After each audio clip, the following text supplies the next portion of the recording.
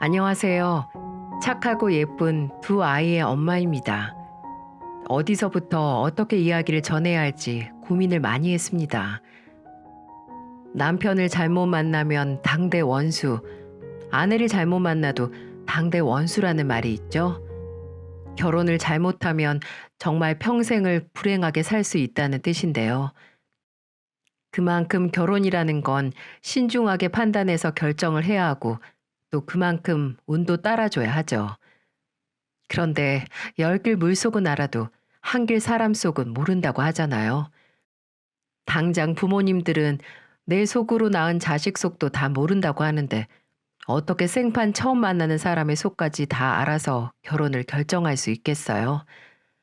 다 사랑에 눈 멀고 뭣도 모르고 냅다 결혼을 하는 게 다반사죠.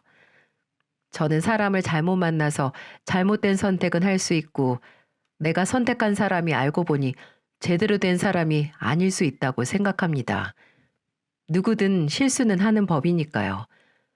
중요한 건 실수를 인정하고 내 인생의 실수를 만회하기 위해 새로운 선택을 하는 거라고 생각합니다. 저는 한 번에 크나큰 실수를 했고 이 실수를 제대로 잡기 위해 치열한 싸움을 했습니다. 제가 즐겨보는 채널에 이렇게 사연을 보내는 이유는 만일 저와 같은 분들이 계시다면 제 이야기를 듣고 조금의 용기와 응원을 얻어가셨으면 하는 바람입니다. 모든 일은 제가 친구를 따라 한 술자리에 가면서부터 시작이 됐죠. 대학을 졸업하고 공무원 시험을 준비해서 20대 후반에 공무원이 됐습니다. 2년가량 수백 권의 책 속에 파묻혀 공부만 했으니 정말 재미없게 살았죠. 시험 합격 후에 도청으로 발령받고 이제야 잊고 있던 젊은 날의 시간을 되찾으려고 참 많이 놀았습니다. 아무리 힘들어도 틈틈이 취미 생활도 하고 친구들과 놀러도 다녔어요. 그렇게 그날도 친구와 함께 술 한잔 기울이고 있는데 이 친구가 갑자기 본인 남자친구를 부른다는 게 아니겠어요? 제가 불편하다고 남자친구 보고 싶으면 나중에 만나라고 하니까 다 생각이 있다면서 본인만 믿으라는 이상한 소리를 하는 게 아니겠어요? 아니나 다를까 알고 보니 친구의 남자친구가 본인 친구를 데려오더군요. 아, 얘가 나 짝을 지어주려고 불렀구나 싶었습니다. 뭐, 얘가 나한테 소개시켜주는 사람이면 나쁠 건 없겠다 하는 마음에 저도 적당히 즐기려고 했습니다. 근데 이 사람 느낌이 그냥 가볍게 만날 사람 같지 않더라고요. 저보다는 4살 많은 연상이었는데 자동차 영업사원으로 일한다고 하고 말을 잘해야 하는 직업이라 그런지 어찌나 청산유수인지 유머러스하고 센스도 있어서 정말 대화를 하면 시간 가는 줄 모르겠더라고요. 혜수 씨도 그 영화 좋아해요? 저랑 취향이 똑같네요. 저도 그 감독 작품 중에 그 영화를 제일 좋아해요. 정말요? 저도요. 그럼 원준 씨, 저번 달에 개봉한 영화는 봤어요? 같은 감독인데. 아니요, 아직이요. 뭐지? 이거 같이 영화 보라는 신호인가? 아, 그러네요. 어쩔 수 없네. 같이 봐야겠네요.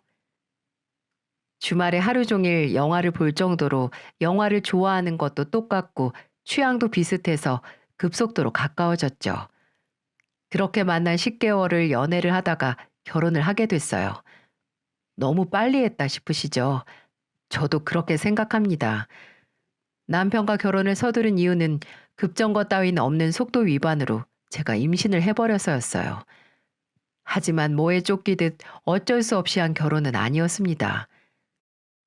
어쨌든 저희 둘은 결혼 생각이 있었고 그냥 하려던 게 앞당겨졌다고 생각했어요. 물론 신혼생활을 꿈꿀 겨를도 없이 덜컥 아이가 생겨서 불안하긴 했어요. 아무리 이전부터 이 남자 결혼 생각이 있다고 했어도 당장 아이라는 현실적인 문제를 안게 되니 마음이 싱숭생숭하긴 하더군요. 그때 그런 저보다도 임신 소식에 기뻐했던 건 남편이었죠. 혜수야, 나 진짜 너무 기뻐. 빨리 혜수 남편이 되고 싶기도 했지만 아빠도 되고 싶었거든. 아무 걱정 마. 낳으면 내가 다 키울게. 우리 회사 남자도 육아휴직 잘 되어 있는 거 알지? 아, 딸일까 아들일까 너무 궁금하다. 뭐든 건강하게만 태어났으면 좋겠어. 뭐 먹고 싶은 건 없어? 어디 불편하진 않고? 아유, 오버하지 마. 아직 그럴 때 안 됐어. 그런가? 배는 언제쯤 부풀지? 살도 많이 튼다고 하던데 내가 매일 크림 발라줄게. 걱정 마. 아유, 진짜 공부할 게 태산이다, 태산. 일단 출산이나 육아 관련 책부터 사야겠어. 저는 남편의 이런 모습을 보고 확실하게 결혼을 결심했어요. 제가 예상치 못한 임신으로 불안해할 때 오히려 제 불안감을 덜어주려고 아이처럼 좋아하는 모습에 무한한 긍정과 뭔가 따뜻한 에너지를 받았거든요. 그때는 그저 이런 남자와 함께라면 정말 뭐든 걱정하지 않고 살 수 있을 것 같다는 보장도 없는 희망이 있었습니다. 급하게 진행되는 결혼임에도 다행히 양가에서 축복을 해주셨어요. 저희 부모님은 걱정하시긴 했지만 이왕 낳을 거면 조금이라도 더 젊었을 때 낳아야 제 몸이 힘들지 않을 거라고 하셨고 시댁에서도 빨리 손주가 보고 싶었었다고 정말 잘 됐다고 하셨죠. 시아버지와 시어머니는 포장마차식 술집을 하셨는데 아, 진짜 시어머니 김치찌개가 일품이었어요. 대부분 임신하고 입덧 시작하면 제일 기피하는 음식이 김치라던데 전 오히려 임신 기간 내내 시어머니표 김치찌개를 입에 달고 살았어요. 주변에서는 너무 급하게 한 결혼 아니냐고 걱정을 많이 했는데 그건 다 괜한 걱정일 정도로 아무 문제가 없이 지냈습니다. 오히려 결혼하고 시간이 갈수록 남편의 새로운 모습을 발견해서 좋았죠. 남편이 영업을 오래 해서 몸에 예의가 배어 있다는 건 알고 있었지만 이렇게 어른에게 잘하고 살가운 사람인지는 몰랐었거든요. 근데 저희 부모님, 특히 아버지에게 어찌나 잘하는지 제가 다 고마울 정도였어요. 저희 아빠는 정육점을 운영하시는데요. 약간 험상궂은 인상에 체격도 좋아서 사람들이 쉽게 다가오지 못하는 분위기거든요. 딸인 저도 종종 아빠 얼굴을 보면 놀라곤 한답니다. 근데 남편은 장인과 사위라는 관계에도 어색하지 않은지 참 잘 다가가더라고요.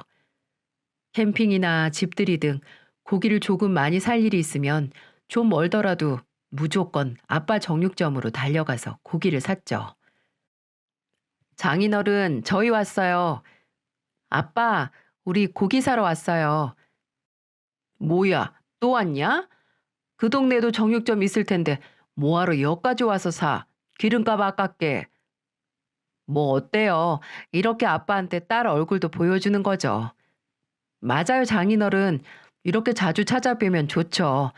저희 내일 집에 손님 오기로 해서 항정살 6인분만 썰어주세요. 그래, 거 앉아서 잠깐만 기다려라. 아버지가 고기 손질을 시작하면 남편은 옆에서 감탄을 했어요. 우와, 장인어른 팔뚝 봐봐. 웬만한 애기 얼굴만 하네, 진짜. 아빠가 어렸을 때 운동을 하셔서 그래. 아, 맞네. 장인어른 유도하셨다고 했죠? 진짜 대단하다. 역시 운동을 좀 했던 사람은 운동을 오래 쉬어도 기본적으로 일반 사람들이랑 몸이 달라요, 달라. 아, 왜 여기까지 들어와서 고기 써는 걸 보고 있어? 걸리적거리니까 나가서 앉아 있으라니까. 고기 때깔이 하도 좋아서 저도 모르게 그만 들어왔어요. 빛깔 봐요. 사람을 아주 홀리네요, 홀려. 저희 아빠도 남편의 주접 아닌 주접이 싫지 않으셨는지 남편이 가면 꼭 뭐 하나 챙겨주셨어요. 이렇게 말 잘하고 싹싹한 남편과 결혼하고 6년이라는 시간이 지났습니다. 그동안 둘째까지 낳아서 집안은 더 북적북적해졌죠. 남편은 출산 전에 말했던 것처럼 도와주는 육아가 아닌 함께하는 육아라는 약속을 지켰어요. 시간이 정말 순식간에 흐르더군요. 둘이서 아무것도 모른 채 정신없이 키운 큰딸이 유치원에 들어가고 그래도 조금 육아 경력이 쌓여서 여유 있게 키운 아들이 4살이 되어 어린이집에 다니기 시작했죠. 매일같이 출근해서 일하고 집에 오면 아이들과 씨름하느라 전쟁 같은 나날이었지만 큰 문제는 없었습니다. 아니, 그렇게 생각을 했었어요. 애들이 이제 조금 말이 통하고 또 둘 다 유치원과 어린이집에 다니기 시작해서 생활에 조금 여유가 생겼다고 생각을 했거든요. 그래서 저도 그동안 남편과 둘이서 못했던 일을 하고 싶었어요. 쉬는 날에는 잠시 시댁이나 친정의 아이들을 맡기고 둘이 바람을 쐬고 온다든지 하는 거 말이죠. 하지만 오히려 남편은 더 바빠진 것 같더군요. 둘째가 어린이집에 들어가기 전부터 실적을 올려야겠다고 하긴 했거든요. 근데 주말까지 나가서 일을 할 줄은 몰랐습니다. 오늘 토요일인데도 나가? 진짜 고생이다. 이렇게까지 해야 돼? 인센티브 먹고 사는데 어쩔 수 없지. 이제 가족이 4명이잖아. 힘들어도 어쩌겠습니까? 그래도 평일에도 거의 매일같이 야근하면서 주말도 못 쉬니까 몸 상할까봐 그러지. 걱정 마. 장인 어른만큼 몸이 튼튼하진 않지만 당신 남편 체력도 나쁘지 않으니까 주말에 당신하고 애들만 놔둬서 미안해.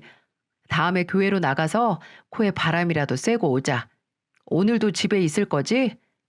어, 낮에 애들 데리고 잠깐 앞에 공원이라도 갔다 와야지. 애들 때문에 고생하네, 우리 집순이. 두 망나니 상대 잘하고 있어. 되도록 빨리 집에 올게. 저도 힘들긴 했지만 가족을 생각해서 업무량을 늘리는 남편도 걱정이 되더라고요. 남편이 주말에 출근을 하고 저도 밀린 집안일을 하는데 엄마에게서 연락이 오더군요. 시간 있으면 애들 데리고 와서 점심 같이 하자고요. 그래서 애들을 데리고 친정으로 가려고 했습니다. 애 둘 데리고 대중교통 타는 건 너무 힘들 것 같아서 차를 타고 가기로 했죠. 남편은 평소 회사에서 법인으로 영업용 차량이 있어서 회사 갈 때는 그걸 쓰거든요. 보험 문제랑 키로수로 유류비나 톨비가 지원이 되니까요. 남편 회사 차 말고 집에는 결혼 전에 제가 타던 차가 하나 더 있는데 저는 신혼집으로 이사 후에 대중교통을 이용을 해서 이제 그 차는 종종 가족끼리 어디 갈 때만 쓰고 있었어요. 그래서 외출 준비 마치고 애들 데리고 아파트 주차장으로 내려갔는데 아니, 제 차가 없는 게 아니겠어요?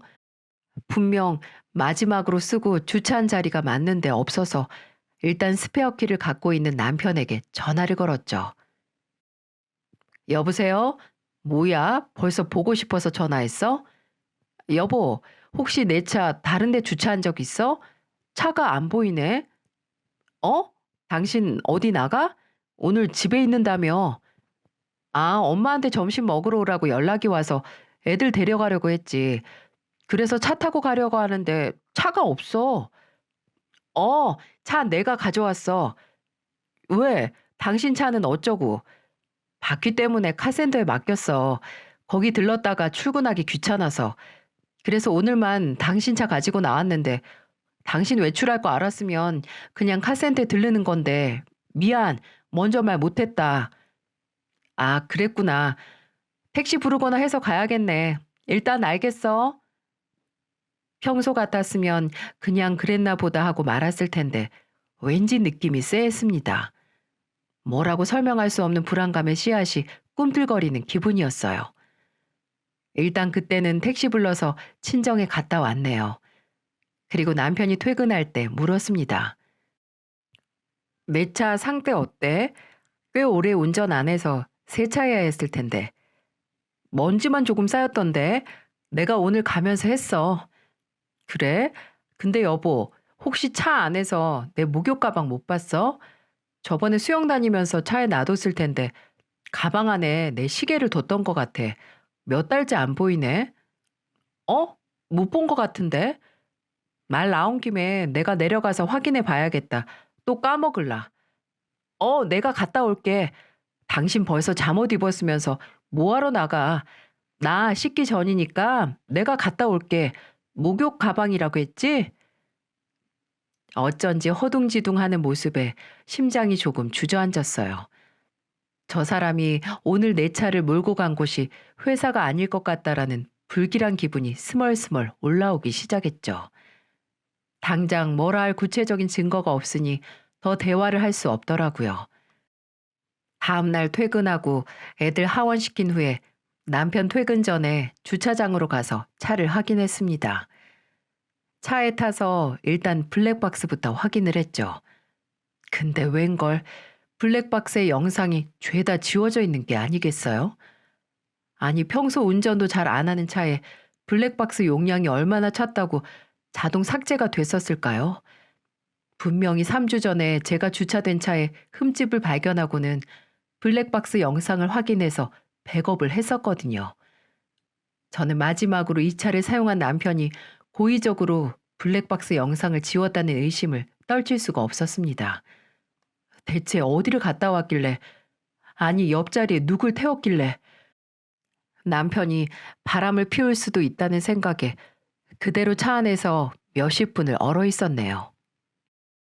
그 순간 이 인간을 어떻게 하지라는 생각과 동시에 솔직히 정말 바람을 핀다는 걸 확인하기가 두렵다는 생각이 들었어요. 확실히 확인을 하면 예전으로 돌아갈 수 없을 테니까요. 그렇게 차 안에 얼마나 시간이 지났는지 모르겠습니다. 복잡한 정신을 최대한 정리하면서 가만히 앉아 있는데 아빠한테 전화가 오더라고요. 다 잠긴 목소리 가다듬고 전화를 받았더니 고기 보냈다고 받으면 바로 먹으라고 무심하게 말씀하시는 아빠. 순간 아빠의 목소리를 듣고 울컥 울음이 터져 나올 것 같았지만 진짜 피를 삼키는 기분으로 참았습니다. 목소리가 흔들리는 걸 들키기 싫어서 알겠다고 지금 운전 중이라고 하고는 빨리 끊었네요. 일단 차 안에 앉아 있었긴 했으니까요. 그래도 아빠 목소리를 듣고 나니 조금 마음이 진정되고 다잡을 수 있을 것 같더라고요. 저는 확실한 증거와 사실 확인이 필요했습니다. 만약 정말 바람이 맞다면 이제 끝이라고요. 아무리 제가 두 아이의 엄마이고 내 가정의 일원이지만 아직까지 이렇게 아빠에게 챙김당하는 귀한 딸이라는 생각이 들었어요. 분명 가정에 대한 책임이 있었지만 배우자의 바람까지 눈 감는 게 그 책임에 포함되지 않는다고 생각을 했습니다. 확실한 증거를 찾기 위해 움직였죠. 그 증거를 모으는 동안 집에서 얼마나 연기를 했는지, 남편에게 본인이 바람을 핀다는 걸 꿈에도 예상하지 못하는 순진한 아내인 척 했습니다. 혹시라도 남편이 낌새를 알고 행동이 조심스러워지면 제가 증거를 못 모으니까요. 남편 앞에서 바보처럼 웃으면서도 속으로는 남편을 쳐다보면서 심장이 점점 딱딱하게 굳어가는 걸 느꼈습니다. 제가 일하는 회사로 초소형 녹음기와 보조 배터리까지 구입해서 시켰네요. 그리고 남편이 샤워하는 동안 남편 차에 가서 조수석 아래에 설치했어요. 보조 배터리가 있어야 장시간 녹음이 된다는 후기를 보고 용량이 제일 큰 보조 배터리까지 연결했네요. 그리고 제가 일을 해서 미행까지 할 수는 없으니 그건 흥신소에 의뢰했어요. 세상에, 제가 살다 흥신소에 연락을 하는 날이 올 줄이야. 정말 드라마에서만 있는 일이라고 생각을 했는데 제 일이 되는 날이 오더군요. 그렇게 저는 2달 동안 최대한 많은 양의 증거를 모았어요. 흥신소에서는 제게 남편이 어떤 여자와 다정하게 팔짱을 끼고 호텔에 들어갔다 나오는 사진과 그 여자가 무려 초등학교 교사라는 정보를 주더군요. 애들을 가르치는 교사가 밤에는 유부남을 만나서 호텔에 들어가다니 심지어 그 여자도 유부녀더군요. 믿어지시나요? 진짜 어찌나 기가 막히던지요. 남편 차에 심어놓은 녹음기에서 두 년놈이 쪽쪽거리면서 애정행각하는 소리까지 얻어내고서야 준비가 끝났습니다. 애들 앞에서 따질 수도 없으니 금요일 저녁에 친정에 맡기고 왔죠. 일단 남편과 말이 끝나기 전이니까 부모님께도 설명하지 않았어요. 그리고 남편, 아니 그 인간을 기다렸어요. 욕망에 눈이 멀어 저와 애 둘을 배신한 이기적인 인간을 말이죠. 그날도 어김없이 밤늦게 들어온 남편, 저는 하루 종일 일해서 피곤한 척하는 남편에게 환하게 웃어주었어요. 왔어? 늦었네. 애들은 다 자나? 오늘 친정에서 자고 오기로 했어. 엄마가 봐주신대. 정말? 와, 우리 장모님 용돈 드려야겠네. 애들도 없는데 오랜만에 우리 둘이 영화나 볼까? 영화? 좋지. 무슨 영화? 내가 준비했어. 이리 와서 한번 앉아봐. 저는 옷도 안 갈아입은 남편을 소파에 앉히고 앞에 제 노트북을 놓았습니다. 에? 왜 화면 작은 노트북으로 봐? TV로 연결해서 보지. 일단 한번 봐봐. 후회 안 할걸? 뭔데? 얼마나 재밌는 거길래? 어라? 이게 다 뭐야? 남편은 제 노트북에서 시작된 본인과 그 초등학교 교사라는 여자의 다정한 모습이 찍힌 사진들이 담긴 영상을 보고 그대로 굳어버렸어요. 제가 사랑을 담아서 일일이 편집해서 만든 영화 한 편이었죠. 어때? 제목은 이 연병을 떨 거면 둘이 결혼하지. 왜 각자 결혼했냐야. 제목이 너무 길긴 하지? 당신 이거 어디서 났어? 혹시 남 미행했어? 내가 그럴 시간이 어딨어. 돈 주고 사람 썼지. 사람을 붙였어? 지금 할 말이 그것뿐이니? 머리가 잘 안 돌아가나 봐? 아니 그게 여보, 내가 진짜 당신이 생각하는 그런 거 아니야. 내가 생각하는 게 뭔데? 우리 아니 저 여자랑 진지한 관계 아니야. 정말 잠깐 실수한 거야. 당신하고 나 둘째 낳고 서먹서먹했잖아. 그래서 내가 잠깐 진지한 관계가 아니라기엔 너무 끈적하던데? 일주일에 4번은 만나서 호텔 가더라 너네. 야근도 주말 근무도 죄다 이 여자 만났던 거겠지? 이 여자 남편은 이 사실 알라나 몰라? 너 이 사람 뒷조사까지 했어? 뭐하러 그런 짓을 해? 그냥 내가 정리하면 되는데. 언성 높이지 마. 당신 지금 그럴 주제 못 돼. 그리고 그래 정리하면 되지. 근데 그쪽이 아니라 나랑.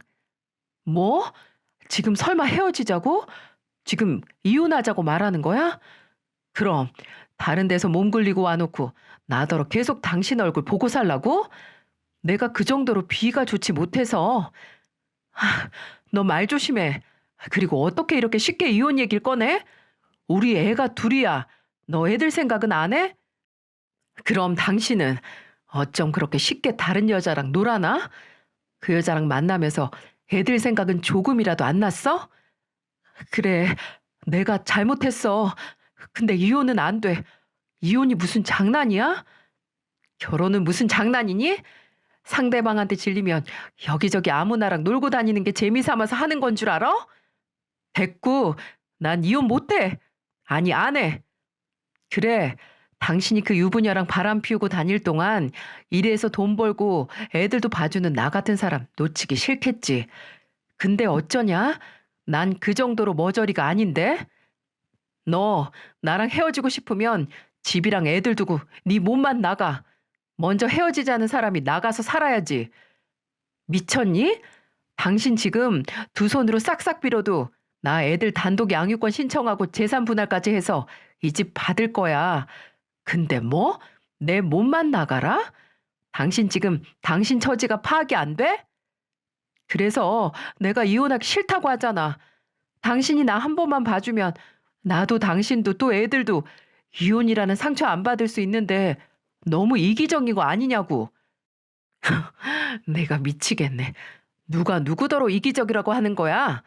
길 가는 사람 붙잡고 물어봐. 지금 누가 이기적인 건지. 심지어 당신 엄마도 당신이 이기적이라고 할걸? 웃기는 소리 하지 마. 지금 가정을 지키려고 하는 건 나라고 나. 가정을 그렇게 지키고 싶어 하신 분이 다른 여자랑 매일 호텔 가서 놀았니? 참 나 진짜 현실 파악을 못하네. 잠깐 기다려봐. 저는 아직도 상황 파악을 못하는 남편 앞에서 바로 시어머니에게 전화를 걸어 스피커폰을 켰죠. 어디 본인 어머니가 이 사실을 다 알고 크게 노하는 걸 듣는다면 좀 정신을 차리고 저 입을 다물지 않을까 싶었어요.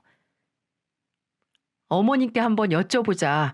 바람핀 남편과 그거 알고 이혼하자고 하는 아내 중에 누가 더 이기적인지. 야, 너 전화 안 끊어? 소리 지르지 말랬지. 진짜 주제 파악 못한. 네, 여보세요? 어머님, 가게 마감하셨어요? 지금 들어왔다. 근데 이 밤에 무슨 일이야? 무슨 일 있니? 어머님, 원준 씨 바람 폈어요. 그것도 유부녀 하고요. 뭐? 야, 너 전화 끊으라고. 지금 뭐 하는 짓이야? 지금 소리 지르는 거 들리세요? 제가 바람핀 증거 다 잡아서 이혼하자고 하니까 저더러 이기적이라고 하는데 지금 누가 더 이기적인 것 같으세요? 아니, 이게 다 무슨 소리냐? 원준이가 딴 여자를 만났어? 그래서 넌 이혼을 한다고? 네. 어머님은 어떻게 생각하세요? 제가 이기적이라고 생각하세요? 아유, 이 아밤에 당최 무슨 일인지 모르겠네. 일단 얘 호들갑 떨지 마라. 네? 남자 바람 피는 거 다 한순간이야. 그거 못 참아서 헤어진다 어쩐다 난리치면 오히려 네 손해다. 어머님, 지금 그게 말이 된다고 생각하세요? 만약 제가 원주씨 말고 다른 남자랑 바람 피웠어도 그 소리 하셨을 것 같아요? 넌 다짜고짜 전화해서 원준이가 바람 났다고 하더니 이제 이 시애미한테 고함이나 치니? 너네 일 너네가 알아서 하는 건데 남편 바람 눈 한 번 딱 감으면 그냥 지나가는 거야. 그럼 시아버지가 다른 여자랑 바람 나면 눈 한 번 딱 감았다가 뜨세요. 제가 순진했던 거죠.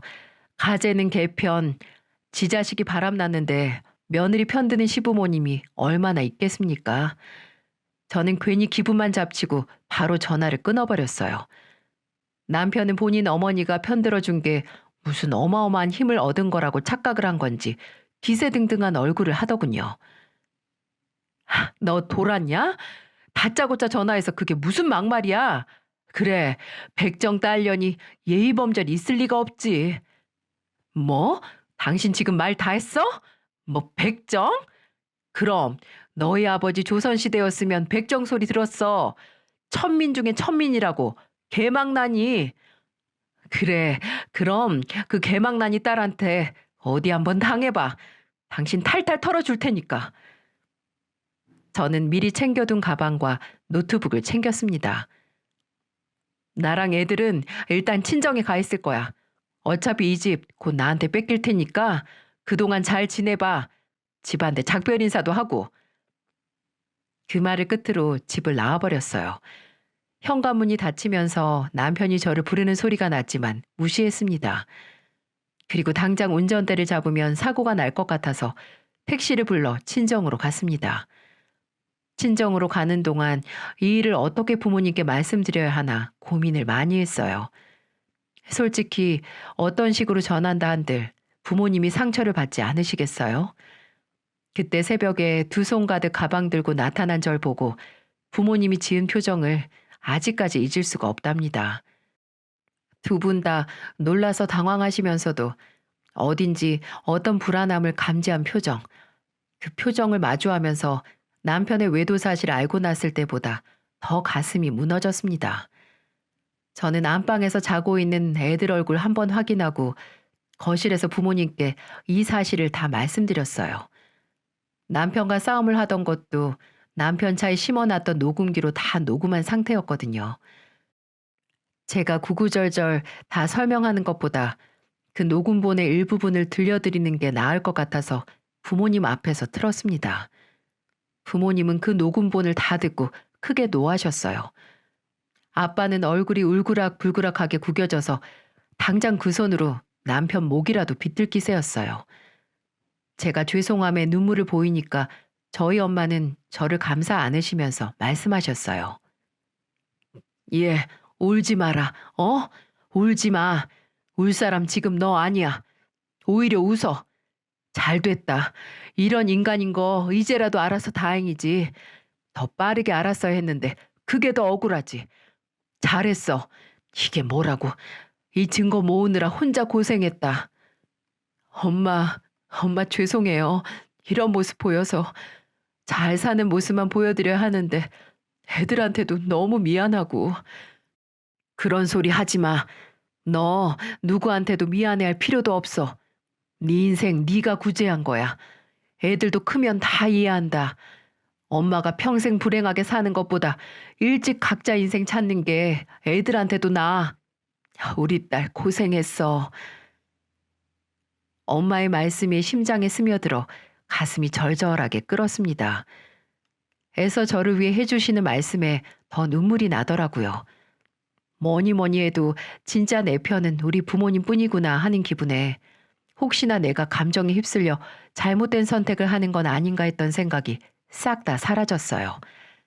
정말 커다란 용기를 얻었습니다. 아버지께서도 다른 말은 안 하셨지만 그 소뚜껑 같은 손으로 제 어깨를 쓰다듬어 주셨죠. 남편의 외도를 알게 된 후로 처음으로 푹 잤습니다. 부모님과 한 지붕 아래 있다는 안도감 때문에 더 그랬나 봐요. 다음 날 거실에서 잠든 제가 눈을 떴을 때 아버지가 큰 박스들을 들고 집으로 들어오고 계시더라고요. 아빠, 어디 갔다 오세요? 이렇게 일찍? 네 차랑 짐 챙겨왔다. 그 집에 다시 가서 그놈 볼 필요 없어. 네? 제 집에 갔다 오셨다고요? 아유, 제가 가도 되는데. 그 사람 출근할 시간에 가도 되고요. 근데 아빠, 혹시 그 사람 보셨어요? 오늘 주말이라서 출근 안 했을 텐데. 이거나 받아. 아빠는 제 물음엔 대답도 안 하시고 그저 제 차키만 돌려주시더라고요. 그 인간을 마주친 건지 아닌 건지 통 알 수가 없었어요. 일단 제 차를 가져왔다고 하셔서 주차장에 있는 차로 갔습니다. 혹시나 그 인간이 그 후에도 제 차를 타고 그 여자를 만날 수도 있으니 블랙박스 영상을 챙기기 위해서였죠. 차에서 영상들을 확인하는데 오늘 아침 시간으로 동영상이 남아있는 게 아니겠어요? 제 차 블랙박스는 주차하고 있는 동안에는 차가 충격을 받으면 자동으로 녹화가 시작되게 설정을 했거든요. 뭔가 해서 틀었는데 와, 진짜 충격적인 걸 발견했죠.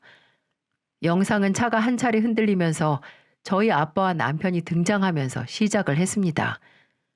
아빠께서 들고 있던 상자를 차 위에 올려놓으면서 차에 충격이 갔고 그렇게 녹화가 시작됐나 보더라고요. 이렇게 다 가져가시면 어떻게 해요? 아직 이혼이 확정된 것도 아닌데. 그 입 다물어. 설령 혜수가 이혼을 안 한다고 해도 이젠 내가 반대야. 어디 자식들한테 부끄럽지도 않아? 아내도 애도 있는 자식이 또 다른 유부녀랑 바람이 나냔 말이야. 네가 사람 새끼야? 그리고 퍽 하는 소리와 함께 남편의 얼굴이 180도로 돌아갔어요. 그렇습니다. 아빠가 화를 못 참고 남편 얼굴을 내리치신 거죠. 정말 때린다는 표현이 아니라 내리꽂았다는 표현이 적당할 정도의 주먹이었어요. 장인어른, 지금 폭력 쓰신 거예요? 아, 기가 막혀서 진짜. 진짜 뭐?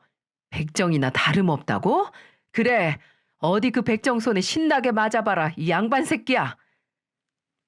아빠가 남편에게 달려들려고 하자 남편은 놀라 자빠지더군요. 그리고 그대로 줄행랑을 쳤습니다. 진짜 백정 손맛이 무섭긴 했나 봐요. 그렇게 꽁지가 빠져라 도망을 치는 것 보면 말입니다. 이혼한다고 말할 때 아빠의 침통한 표정을 보고 혹시나 저한테 좀 실망을 하신 건 아닌가 했는데 역시 저희 아빠는 딸을 위해서 못할 게 없는 분이셨어요. 그 영상을 보면서 괜히 눈물도 나고 한편으로 크게 웃기도 했네요. 그 이후로 저는 빠르게 이혼 소송을 시작했어요. 제 변호사는 제가 모은 증거를 보고 박수를 쳐주었어요. 진짜 잘 모았다고요. 사진도 녹음된 대화도 외도 사실이 분명하게 드러나 있어서 문제없이 유책 배우자 이혼 소송으로 승소할 수 있을 거라고 하더라고요. 그 두 년놈이 드나든 호텔, 모텔에도 로비에서 그 둘이 같이 들어오고 나가는 CCTV 영상까지 법원에 증거 보전 신청을 했거든요. 그 인간뿐만 아니라 바람 피운 상대 여자에게도 손을 썼습니다. 그 여자가 교사로 다니고 있는 초등학교와 해당 교육청에 민원을 넣었어요. 유부녀 선생이 다른 유부남과 불륜을 저질러서 한 가정이 파탄났다고요. 그런 인간에게 우리 아이들을 맡길 수 없다고요. 그걸로 분이 안 풀려서 그 초등학교 맘 카페에도 글을 올렸습니다. 민호는 학교에서 무시하면 그만이지만 그 여자 다니는 학교가 사립이라서 학부모님의 입김이 확실할 것 같다고 생각을 했거든요. 사실 저는 명예훼손을 각오하면서 올린 글이었어요. 지 잘못 모르고 저를 찾아내 고소한들 저도 상간녀 소송을 걸 계획이었으니 잃을 게 없다고 생각을 했어요. 이후 그 맘카페에서 그 상간녀라는 선생이 불륜 사실을 안 학부모들과 학교의 압박을 못 이겨서 그만뒀다는 소문이 돌았죠. 그 여자는 모든 일이 빨리 끝나길 바라는 건지 변호사를 통해 제게 위자료 합의를 하자고 제안해 왔습니다. 학교에서 정말 많이 시달려나 보더라고요. 하지만 남편과의 이혼은 정말 길고 길었어요. 재산 분할이 문제가 아니라 단독 양육권 문제 때문에 시간이 꽤 오래 걸렸죠. 그렇게 애들을 사랑하고 생각했던 인간이 불륜으로 가정을 찢다니 말이 되나요? 정말 애들을 생각했으면 불륜이라는 유혹 앞에서 애들 얼굴을 떠올리며 참았겠죠. 심지어 이혼 소송 내내 저를 찾아왔더군요. 저희 아빠가 무서워서 친정까지는 못 찾아오고 제가 일하는 도청 앞에서 기다리고 있더라고요. 저를 발견하고 차에서 내려 버선발로 뛰어와 빌기도 했죠. 여보, 내 말 좀 들어봐. 나 그 여자랑 진짜 끝났어. 당신이랑 애들 생각해서 그 여자랑 끝냈다고. 헛소리 하지 마. 당신 그 여자 남편한테 상간남 소송 당했다며? 내 변호사한테 다 들었어. 근데 무슨 날 생각해서 헤어진다고 해? 소송당해서 무서우니까 헤어졌지. 소송 그건 맞는데 나 정말 당신 생각해서 마음 돌린 거야. 나 아직도 당신밖에 없어. 진짜라니까. 애들 생각해서 나 한 번만 제발 믿어줘. 상간남아 잘 가. 그리고 상간남 목소리 듣기도 싫으니까 변호사 통해서 말해. 이후로 저는 무시로 대응했지만 눈물겨운 남편의 쇼는 계속됐어요. 문자로 전화로 직접 찾아오면서 저를 설득하고 회유하고 나중에는 협박까지 했죠. 물론 저는 남편이 나타나기만 하면 녹음기를 꺼내서 그 내용도 모조리 녹음을 했어요. 너 진짜 나랑 헤어지고 후회 안 할 자신 있어? 너 혼자 애들 데려가서 키울 자신 있냐고. 있어. 나 능력도 있고 당신한테 양육비도 꼬박꼬박 받아서 애들 잘 키울 거야. 애들한테도 바람 펴서 가정 버린 아빠 필요 없고. 정말 이렇게 헤어진다고? 말이 돼? 진짜 너 뭘 믿고 이러는 건지 모르겠는데 계속 건방 떨면 진짜 후회하는 수가 있어? 너나 주제 파악하고 방구석에서 혼자 후회해. 나는 이미 당신 만난 그 순간부터 후회했으니까. 그리고 백정한테 맞고 그 딸 손에도 맞기 싫으면 2번 다시 내 눈에 띄지 마. 지금 후회하는 게 누군데 누가 누구한테 후회할 거라고 하는지 헛웃음이 다 나더라고요. 도저히 저를 혼자 설득할 수 없다고 생각을 했는지 나중에는 시어머니에게서도 전화가 오곤 했습니다. 지금 제 남편 매일 일도 안 나가고 시댁 포차에서 술 먹고 있다고요. 한 번만 눈 감고 사람 인생 구제해달라고 우는 소리를 하시더라고요. 저는 그저 그런 시어머니에게 눈 딱 감고 모른 척하라는 말만 하고 끊었네요. 그 인간 일을 그만둔 건지 잘린 건지 모르겠지만 그 꼴 보는 시어머니 속이 말이 아닐 거라는 건 확실했죠. 지금은 다행히 이혼 소송에서도 승소해서 친정에서 부모님과 아이들과 함께 생활하고 있습니다. 제 몫의 위자료도 톡톡히 받았고 아이들에 대한 단독 양육권도 가져왔네요.